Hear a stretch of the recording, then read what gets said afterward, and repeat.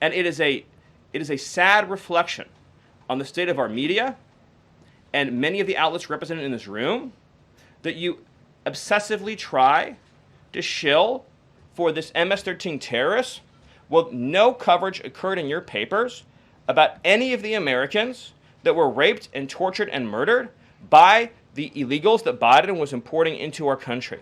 So you're not going to get an ounce of sympathy from this administration or President Trump for the terrorists who've invaded our homes and our country.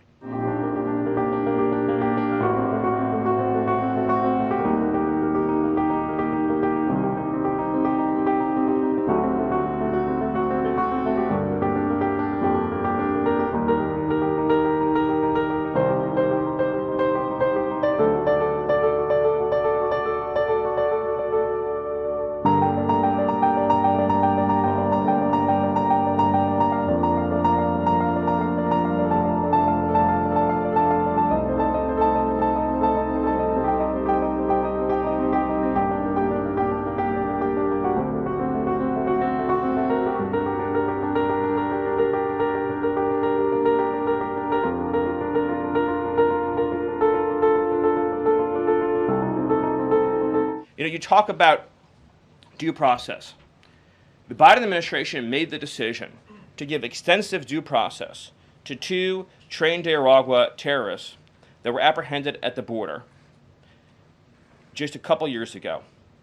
They were 2 gentlemen. They were from Venezuela. They were members of trained Nicaragua. The Biden administration Border Patrol apprehended them and made the decision to provide them with extensive due process, put them onto a program known as supervised release, and put them on ankle monitors so that they could go through a lengthy legal, judicial determination as to whether these legal aliens who had just set foot on U.S. soil might want to live in the United States for the rest of their lives.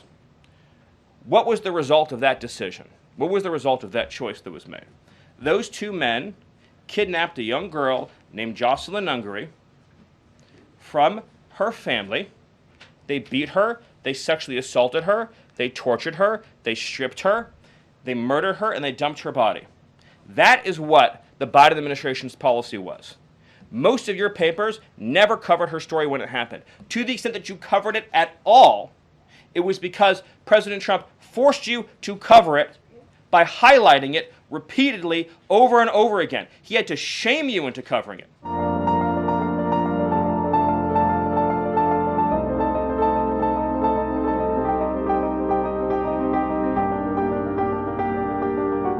And each and every one of you that sides over and over again with these MS-13 terrorists, to the extent that you have the financial means to do so, you all choose to live in condos or homes or houses as far away from these kinds of gangbangers as you possibly can. If I offered any one of you a rent-free home with no taxes to pay in any of these gang neighborhoods, and I said your neighbors are MS-13 terrorists or Mexican mafia or Sinaloa cartel or trained Nicaragua, I couldn't pay you to live there.